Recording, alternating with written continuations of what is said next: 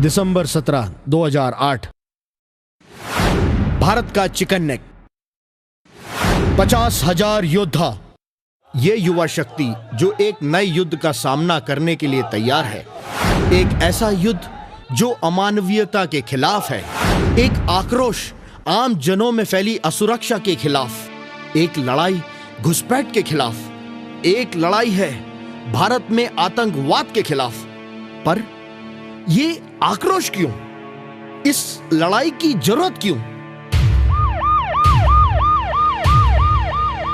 भारत के विभिन्न महानगरों में बम धमाके भारत की अस्मिता पर एक सोची समझी साजिश के तहत प्रहार है। भारतीय शहरों में आतंकी हमला भारत की संप्रभुता पर एक करारी चोट है, एक ऐसी चोट जिसके पीछे की साजिश कई दशक पहले रची गई थी। इस साजिश की शुरुआत तो जिन्ना के द्विराष्ट्र संबंधी सपने से ही हो गई थी।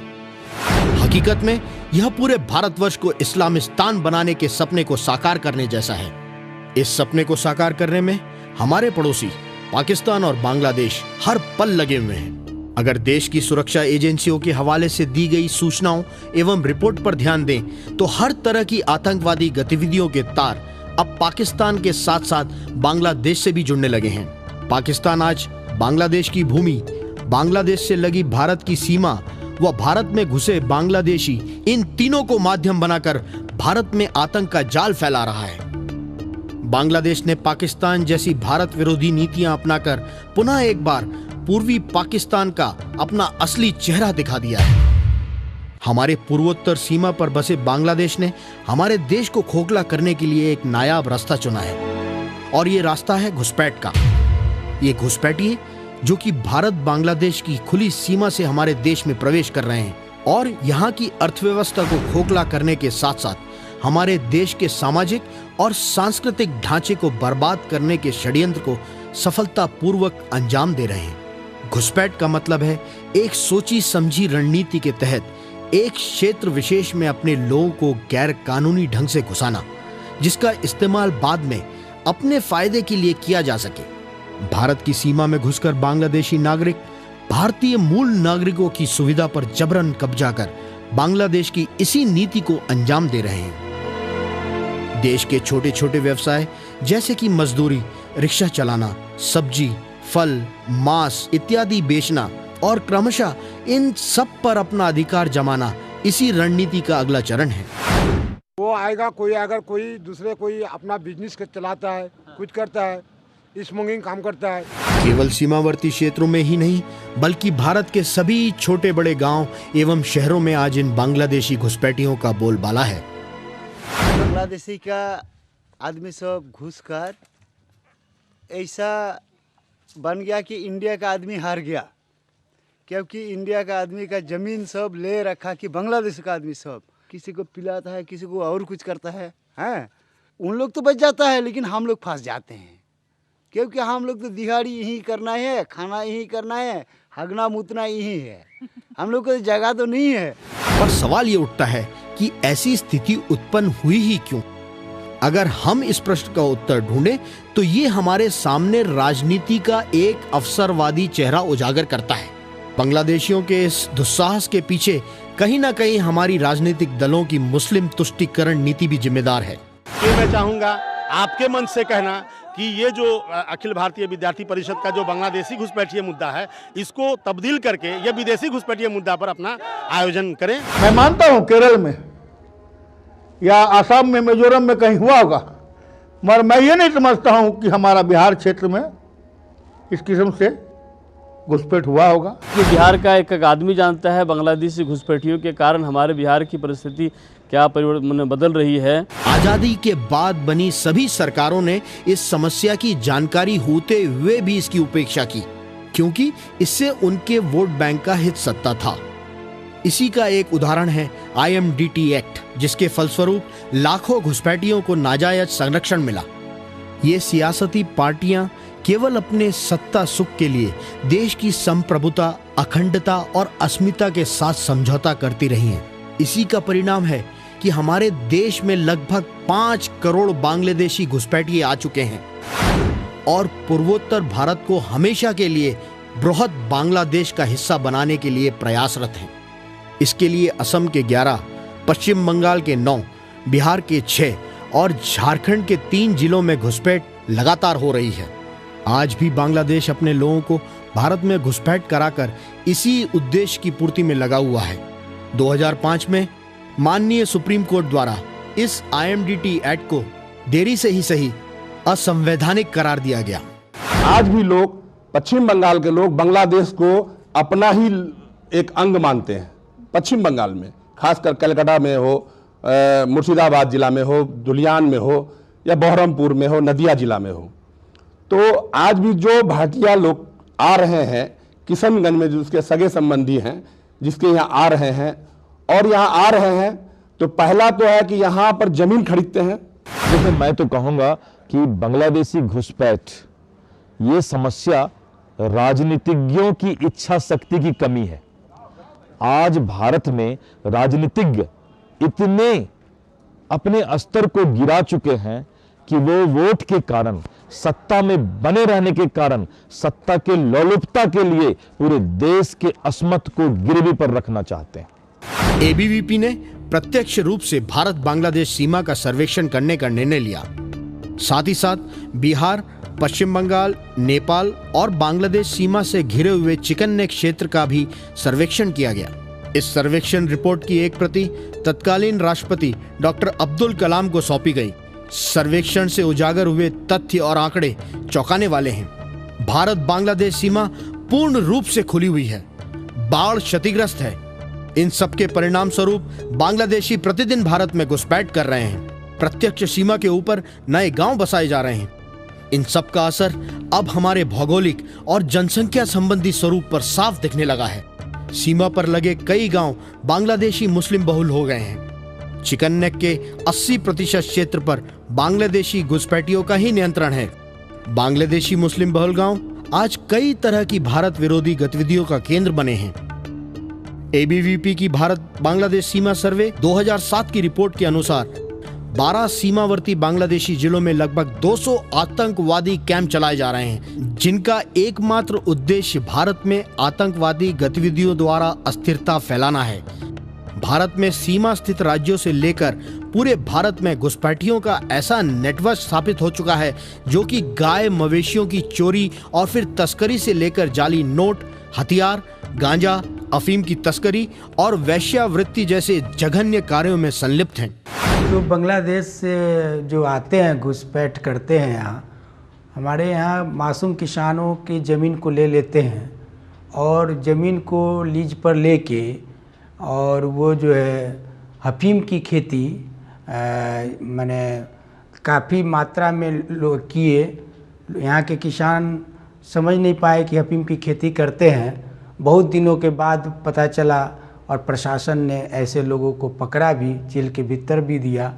लेकिन जो लीज पर करके जो खेती करते थे, ऐसे लोग तो फरार हो गए क्योंकि वो बांग्लादेशी थे। आज जो सीमावर्ती क्षेत्रों में वो लोग हमारा जो हिंदू है वो माइनॉरिटी होने जा रहा है, वहाँ पर बलात्कारी हो रहा है, गाय पाचार, ऐसा नशीली पदार्थ तस्करी, जाल नोट का तस्करी, ऐसा बहुत सारे घटना आजकल चल रहा है। बांग्लादेश वाला नेपाल के रास्ते से भारत की सीमा में घुस करके और जाली नोट का कारोबार कर रहा है। लड़कियों को इस पार से ले आते हैं, बांग्लादेश से ले आते हैं और यहाँ की भारतीय लड़की बताकर और बम्बई तक ले जाते हैं और वहाँ विभिन्न तरीके से उसको यूज करते हैं। इतना ही नहीं, ये लोग सीमा पर बसे हिंदुओं के ऊपर भी घोर अत्याचार कर रहे हैं। हमारी बहू बेटियों के साथ दुष्कर्म और दुर्व्यवहार कर रहे हैं। सिर्फ यही नहीं, लगभग 26 लाख से अधिक रोजगारों पर घुसपैठियों ने कब्जा किया है। आज हिमाचल प्रदेश में भी अगर यदि जगह जगह से बिल्कुल गौर से देखा जाए तो वहाँ पे घुसपैठियों की बहुत प्रॉब्लम है, क्योंकि वहाँ पे स्थानीय लोगों को रोजगार कम मिल रहा है। जो घुसपैठी लोग वहाँ पे जाकर के बस रहे हैं, कई लोगों ने वहाँ पे, हमारे जो औद्योगिक क्षेत्र है वहाँ पे अपनी बस्तियाँ वगैरह भी बना ली गई हैं उनके द्वारा, और उनके द्वारा नकली पहचान पत्र भी बना लिए गए हैं। और तो और बांग्लादेशी घुसपैठिए मतदाता बनकर किंग मेकर की भूमिका में कई विधानसभा एवं लोकसभा क्षेत्रों में हमारे लोकतंत्र का मजाक उड़ा रहे हैं। ये घुसपैठी आतंक एवं अलगाववादी ताकतों के लिए सहयोग करने वाला जनसमूह बन गए हैं। इनके साथ साथ आतंकवादियों को बसेरा देना और उनके लिए जानकारी मुहैया कराना इनका प्रमुख कार्य बन गया है। बांग्लादेशी सीमा पर भारत का नियंत्रण घटता जा रहा है। इस क्षेत्र में बांग्लादेशी मुस्लिमों द्वारा बढ़ती अनैतिक और अत्याचारी गतिविधियां वस्तुतः मानव समाज को शर्मसार और कलंकित कर देने वाली हैं। बांग्लादेशी घुसपैठियों द्वारा जनजातियों के ऊपर हमले करना आजकल आम बात हो गई है। सितंबर 2008 में असम के बोडो जनजाति के ऊपर लगातार 3 दिनों तक हमले किए गए। 22 गांवों को पूरी तरह से जलाया गया। 1 लाख से ज्यादा लोग बेघर होकर अपने ही देश में निर्वासित शिविरों में रहने के लिए मजबूर हो गए। याद कीजिए 90 के दशक में कश्मीर में भी इसी तरह की एथनिक क्लेंसिंग पॉलिसी आतंकवादियों द्वारा अपनाई गई थी।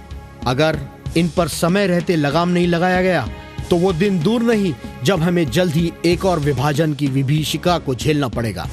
जैसे वो बांग्लादेशी यहाँ पे हमारी ज़मीन पे हमारे देश में आते हैं, वो हमारी मंदिर, शस्त्र, नामघर की ज़मीनें ले जा रहे हैं। जैसे कि आपको पता होगा कि काजीरंगा नेशनल पार्क जो है उसके भी करीबन 30-40% तक वो बांग्लादेशी अनुप्रवेशकारी द्वारा भर चुका है। स्वतंत्रता पश्चात बनी सभी सरकारों की नीतिगत खामियों के कारण सीमा पर सुरक्षा के इंतजाम या तो नगण्य हैं या फिर वास्तविक स्थिति से काफी दूर।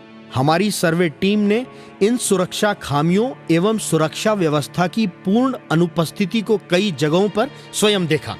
ये सभी तब जब हमारे देश की सबसे बड़ी अंतर्राष्ट्रीय सीमा बांग्लादेश के साथ है। हमारे जवानों को सीमा की सुरक्षा के लिए पर्याप्त संसाधन तक मुहैया नहीं कराए गए। गंदी राजनीति हमारी प्रशासनिक समझ को इस तरह लील गई है कि हमारे सुरक्षा बल कोई ठोस कार्रवाई इन घुसपैठियों के खिलाफ नहीं कर सकते। बांग्लादेशी घुसपैठिया आप बोलते हैं, जरा हम आपसे सहमत नहीं हैं। इतना सब कुछ सिर्फ मुस्लिम वोट बैंक के लिए। इस वोट बैंक राजनीति की अगली क्रमिक कार्रवाई होती है इन घुसपैठियों को राशन कार्ड एवं चुनाव पहचान पत्र दिलाना, जिसके द्वारा इनको भारत की नागरिक का दर्जा प्राप्त होता है और फिर भारत में ही बैठकर भारत विरोधी गतिविधियों को अंजाम देते हैं। वो तो आया और अपने कोई रिश्तेदारों के यहाँ कोई और डायरेक्ट आकर के जगह जमीन खरीद करके बैठ गया, जिसको जहाँ जगह मिला, जहाँ सुविधा मिला उसको। कोई सुविधा नहीं। जैसे राशन कार्ड है, BPL है, APL है, इन हम लोग नहीं पाते हैं। पाता है कौन? जो बांग्लादेश से आता है वो पैसा दे देता है, प्रधान को, कोई अफसर को पैसा दे दिया, उन लोगों का बन गया कार्ड। और हम लोगों का यहाँ का कोई कार्ड नहीं बन रहा है, लोकल आदमी का। महाराष्ट्र सब हमको नहीं देता है, बांग्लादेश को देगा नहीं, बांग्लादेश रुपया देता है। ये क्या आदमी 3-3 घर ले लिया है।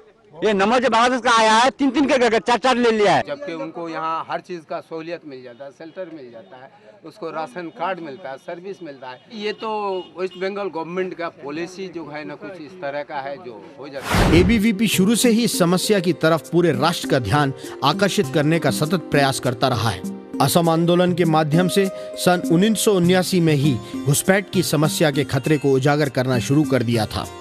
समय समय पर अपने कार्यक्रमों के माध्यम से इस समस्या के प्रति राष्ट्र चेतना को जगाए रखा है। बांग्लादेशी घुसपैठ के बारे में ऐसा है कि आज लोग शायद इसकी गंभीरता नहीं जान रहे, ऐसा हमको लग रहा था।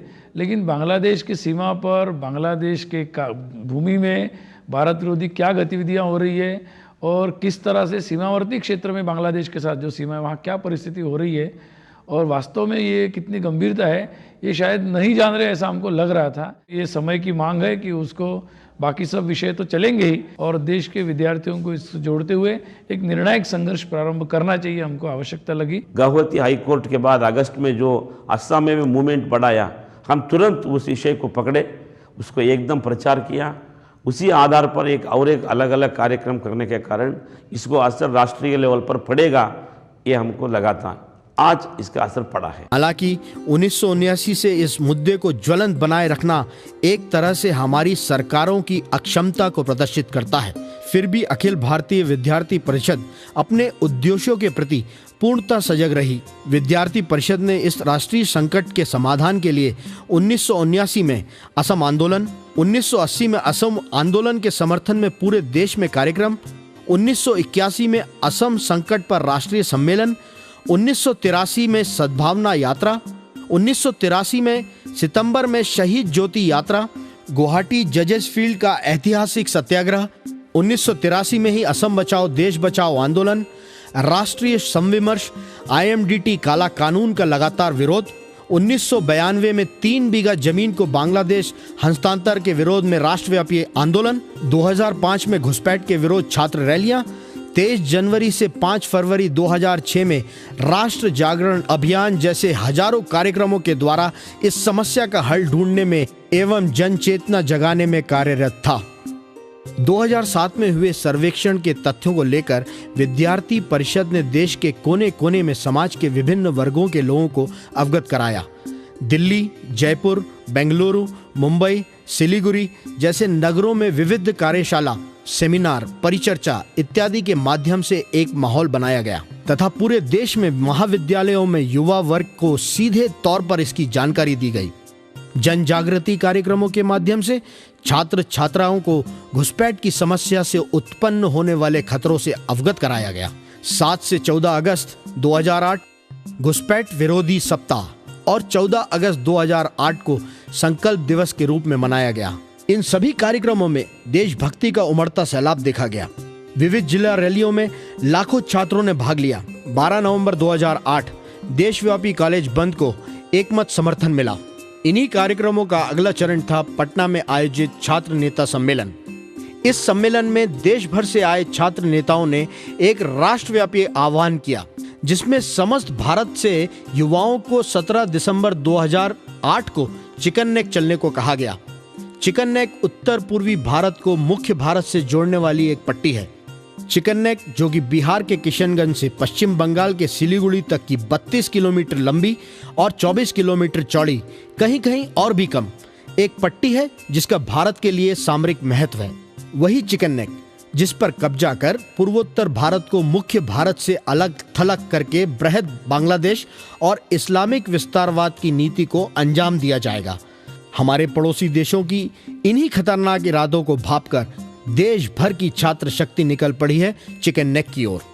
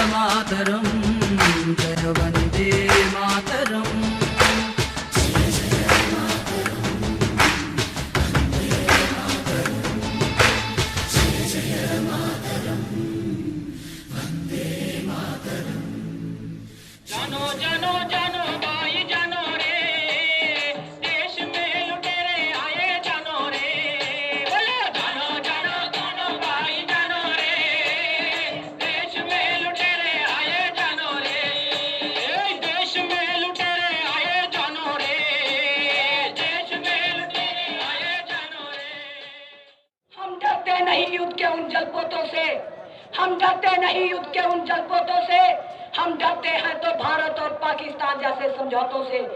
आज आसाम के जनजीवन पर इस बांग्लादेशियों के प्रभाव इतना बुरी तरह पड़ा है। मैं देश के तमाम युवा बंधुओं एवं बुद्धिजीवियों से प्रार्थना करता हूं कि वह इस घुसपैठ की समस्या पर आपसी मतभेद को भुलाकर एकत्र हो। लोगों के भारत का प्रधानमंत्री कुछ अलगाववादियों के सामने आसाम में जाकर घुटने टेकता है। हम बांग्लादेश से नहीं डरते, हम पाकिस्तान से नहीं डरते, हम नहीं डरते उनके एटम बमों से, हम नहीं डरते नियाजी के बेड़े से, हम नहीं डरते बांग्लादेश की ढाका की सल्तनत से। मैं डरता हूं तो केवल इस देश की उस राजनीति से डरता हूं जिसने भारत माता को बेचने का काम शुरू किया। और कोई राजनीतिक दल से विनतियां नहीं। देश के सबसे बड़े छात्र संगठन के नाते ये हमारा दायित्व है कि भारत की पवित्र मिट्टी से हर बांग्लादेशी को उखाड़ के फेंकना। अगर कोई बांग्लादेशी अनुप्रवेशकारी मेरी बात सुन रहा है तो कान खोल कर सुन ले कि भारत की पवित्र भूमि और उसके रहने की जगह नहीं हो सकती। हमारा ये छोटा सा शहर किशनगंज, यहाँ के रिक्शा चलाने वाले से लेकर एक बड़े व्यक्ति तक, किस मुद्दे को लेकर किशनगंज में रैली होने वाली है यहाँ के एक आम आदमी को मालूम है। देश भर से आए हुए इन हजारों छात्रों को मालूम है कि वो किस मुद्दे को लेकर के चिकन नेक जा रहे हैं, आंदोलन करने के लिए जा रहे हैं।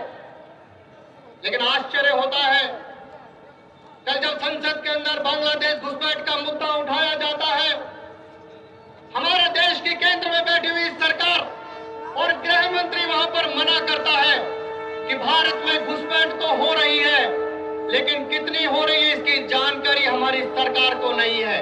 विश्व के नक्शे पर यह बांग्लादेश रहेगा या नहीं रहेगा, देश की जनता तय करेगी। इस देश के युवा को अपनी इस मातृभूमि को बचाने के लिए, इन बांग्लादेशी घुसपैठियों को निकालने के लिए सड़क पर आकर एक लंबा संघर्ष करना पड़ेगा। उसकी शुरुआत हमने विद्यार्थी परिषद के कार्यकर्ताओं ने की है। हमारा आंदोलन आज इस चिकन नेक की रैली से समाप्त नहीं होता। कि मानवता के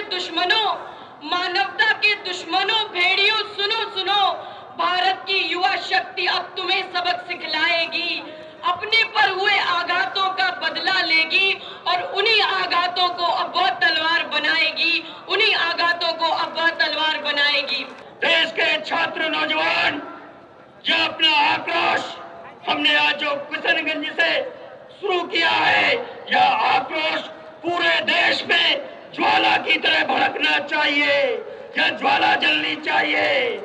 इस ज्वाला में देश के वो सारे राजनेता जो बांग्लादेशी घुसपैठ को संरक्षण देने का काम कर रहे हैं, ऐसे सारे राजनेताओं को उस ज्वाला में हमको आने वाले दिनों में स्वाहा करना है। जो प्रश्न कुछ समय पहले केवल आसाम का था, केवल आसाम में बातें हो रही थी। हम कह रहे थे 1983 में, 1980 के बाद कि यह आसाम का प्रश्न नहीं है, पूरे देश का है। लेकिन हमारे यहाँ की कई लोगों की नीतियां चलती है कि अपना राज चलाते रहो, यही बात हुई। और देश, कुछ लोग ऐसी बातें करते हैं, पूरे देश को भुगतना पड़ता है, क्योंकि जनता, एक आदमी गलती करता है तो वो स्वयं भुगतता है। लेकिन जब देश का शीर्ष नेतृत्व गलती करता है तो पूरे देश को, एक पीढ़ी को नहीं, आने वाली कई पीढ़ियों को उसको भुगतना पड़ता है। इसलिए ये प्रश्न बहुत महत्वपूर्ण है, इसके खिलाफ जोरदार आंदोलन होने की आवश्यकता है। प्रधानमंत्री, भारत सरकार, नई दिल्ली। महोदय, अखिल भारतीय विद्यार्थी परिषद द्वारा देश भर में चलाए जा रहे बांग्लादेशी घुसपैठ विरोधी आंदोलन के अंतर्गत आज किशनगंज में आयोजित छात्रों की विशाल रैली एवं प्रदर्शन के बाद घुसपैठ समस्या के समाधान हेतु अपना मांग पत्र प्रस्तुत किया जा रहा है। मैं इस भारत भूमि को अपनी मां मानता हूं तथा इसकी हर तरह से रक्षा करना मेरा परम कर्तव्य है।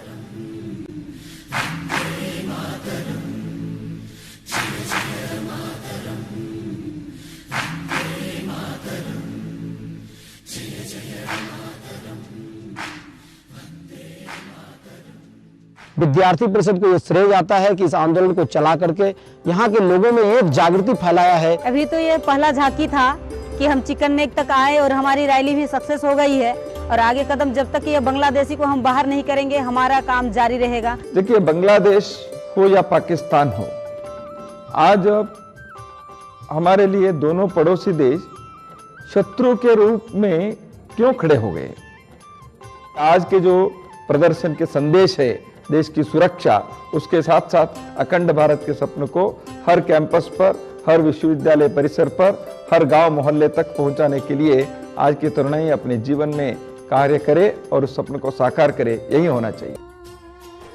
ये युवा शक्ति यहाँ इसीलिए एकत्रित हुई ताकि हमारी देश की अखंडता और एकता, सुरक्षा और समृद्धि पर निरंतर प्रहार करने वाले भारत के दुश्मनों को मुंहतोड़ जवाब दें। ये राष्ट्रीय समस्या तभी खत्म होगी जब हम इन घुसपैठियों के साथ 3 Ds यानी डिटेक्ट, डिलीट और डिपोर्ट की एक समग्र पॉलिसी अपनाएं। इस कार्यक्रम को अंजाम देने के लिए प्रशासन को भी डिटरमेंट, डेडिकेटेड और डिसिप्लिन्ड होकर प्रयास करना होगा। साथ ही साथ भारत के जागृत युवा शक्ति को भी इस बांग्लादेशी घुसपैठ के खिलाफ निरंतर सक्रिय और सतर्क रहना होगा।